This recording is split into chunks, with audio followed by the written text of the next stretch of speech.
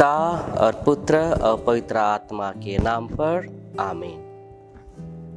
ख्रिस्त में मेरे प्यारे भाइयों एवं बहनों, आज हम वर्ष का 28वां एतवार में हम सब प्रवेश किए हैं और इस 28वें एतवार के इनमें हमें यही याद दिलाती है कि हम अपने ज़िंदगी में हर समय प्रभु को धन्यवाद देते रहना चाहिए।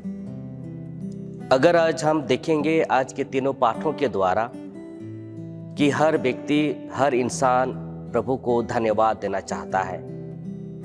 और आज के पहले पाठ में हम देखते हैं कि नबी एलीशा एक नामन व्यक्ति को वह चंगा करते हैं।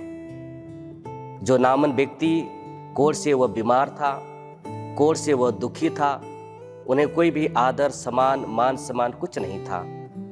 और इस करके एलीशा नबी उस नामन व्यक्ति को कहता है, उस तालाब में जाओ और जाकर डुबकी लगाओ। और उस नामन व्यक्ति ने उस एलीशा के ऊपर विश्वास करके वह उस तालाब में जाता है। उस तालाब में जाकर वह डुबकी लगाता है।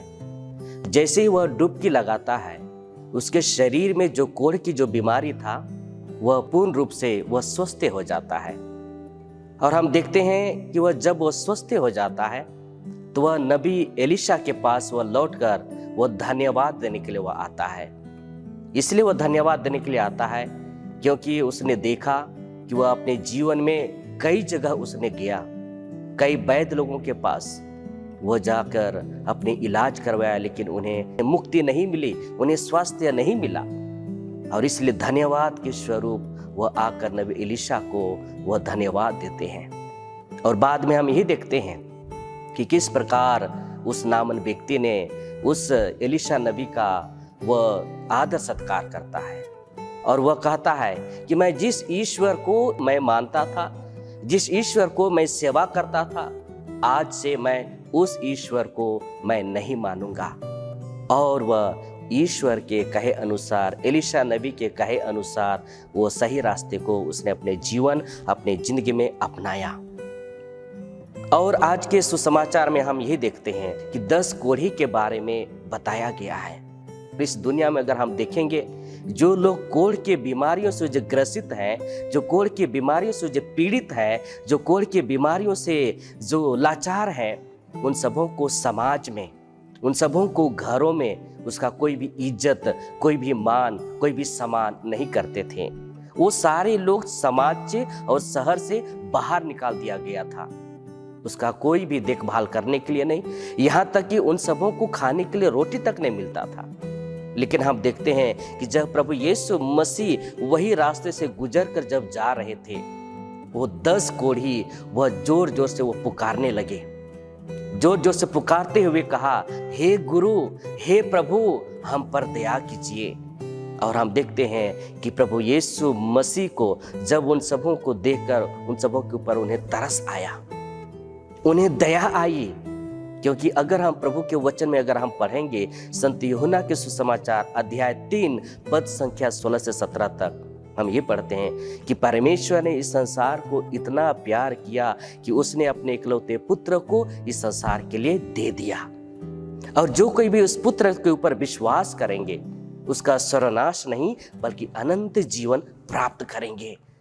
प्रभु यीशु मसीह इस संसार में जीवन देने के लिए, प्रभु यीशु मसीह संसार में मुक्ति देने के लिए, प्रभु यीशु मसीह संसार में जितने भी लोग बीमार से ग्रसित है, बीमार है, पीड़ित है, दुखी है, परेशान है, उन सबों को जीवन देने के लिए आया। और उसी प्रकार आज के सुसमाचार में हम ये देखते हैं कि जो 10 कोढ़ी थे वो जोर जोर से प्रभु को पुकारते हैं। जब वे पुकारते हैं तो प्रभु उन सबों की आवाज को सुनता है। जैसे ही उनकी आवाज को सुनता है और उन 10 कोढ़ियों को प्रभु चंगा करता है। और जब 10 कोढ़ी जब वो चंगे हो जाते हैं, जब वह निरोग हो जाते हैं, जब वे स्वस्थ हो जाते हैं, तो हम देखते हैं कि उसमें से एक ही व्यक्ति, एक ही समारी व्यक्ति वो प्रभु के पास आता है उन्हें धन्यवाद देने के लिए। और जो 9 व्यक्ति जो लोग थे, वो सारे लोग अपने जीवन में वह घमंडी थे। वह घमंडी के कारण, वह चतुराई के कारण वो प्रभु के पास वापस धन्यवाद देने के लिए वो वापस नहीं आए। प्यारे भाइयों बहनों, हम भी अपने जीवन अपनी जिंदगी में हम इसी प्रकार हम देखते हैं कि जो संसार है, ये दुनिया है, हमें प्रभु कितना आशीष देते हैं, प्रभु हमें कितना बरकत देते हैं, प्रभु हमें कितना चंगाई करते हैं, हमें कई प्रकार के वरदानों से वो हमें भर देते हैं। लेकिन कई बार हम प्रभु को धन्यवाद देने के लिए नहीं आते हैं, हम उन्हें धन्यवाद नहीं देते हैं। अगर हम देखेंगे जो हमारा जीवन है, हर समय प्रभु अपनी कृपाओं के साथ, अपनी आशीष के साथ हमें भर देते हैं, लेकिन हाँ, उसका जो वरदान है, उसका जो आशीष है, हम अपने जीवन, हम अपनी जिंदगी में हम पहचान नहीं पाते हैं। अगर हम देखते हैं हमारे जीवन में, और हम देखते हैं कि जो समारी व्यक्ति जो लौट कर आया, वो आध्यात्मिक तौर से वो चंगा हो गया, वो प्रभु से मुलाकात किया, वो प्रभु से बातचीत किया, वो अपने जीवन अपनी जिंदगी में अनुभव किया कि यही प्रभु सच्चा परमेश्वर है, यही जीवित परमेश्वर है, यही जिंदा खुदा है। और इसीलिए अगर हम संत मरकुस के सुसमाचार में अगर हम पढ़ेंगे, प्रभु हमसे ही कहते हैं, अगर आप विश्वास के साथ अगर आप जो कुछ भी मांगोगे वो आपके लिए मिल जाएगा।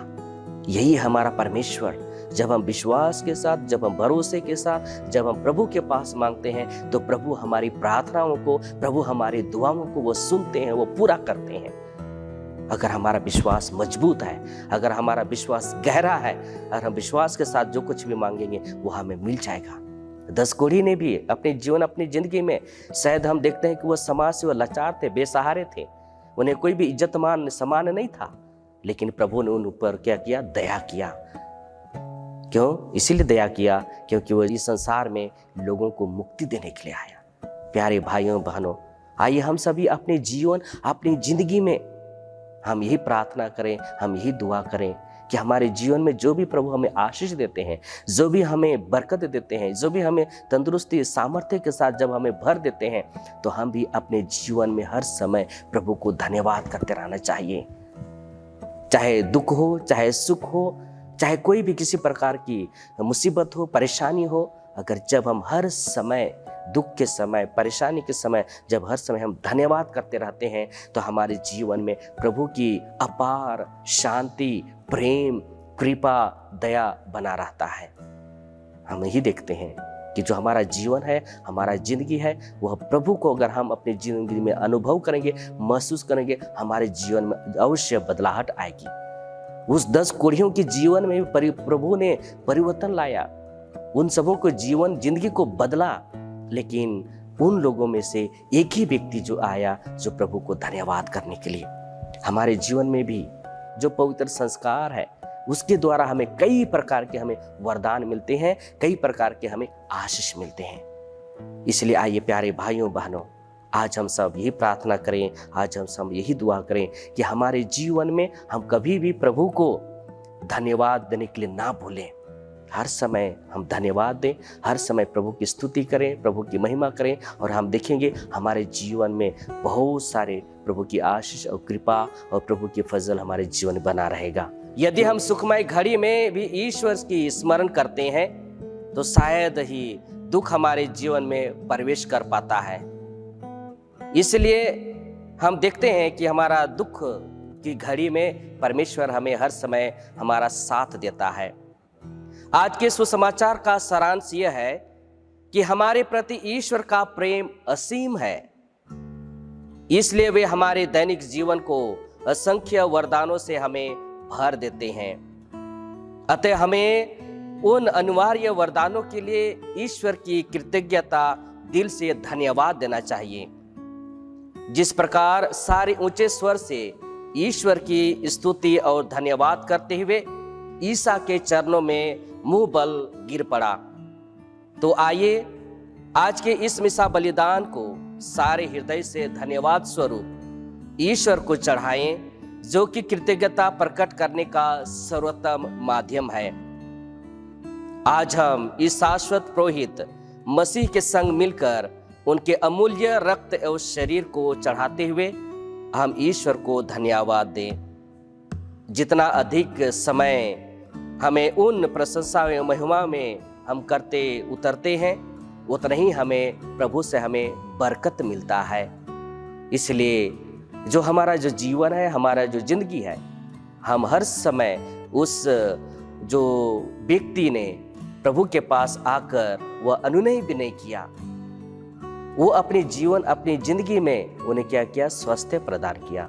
उसी प्रकार हमारे जीवन में भी हम अपने परिवार में, हम अपनी समाज में जब हम एक साथ मिलकर प्रभु से एक साथ जब प्रार्थना करते हैं, दुआ करते हैं, अनुनय भी नहीं करते हैं, तो हमारा जीवन, हमारा जिंदगी, हमारा परिवार, हमारा समाज हर जगह सचमुच में प्रभु बदलता है।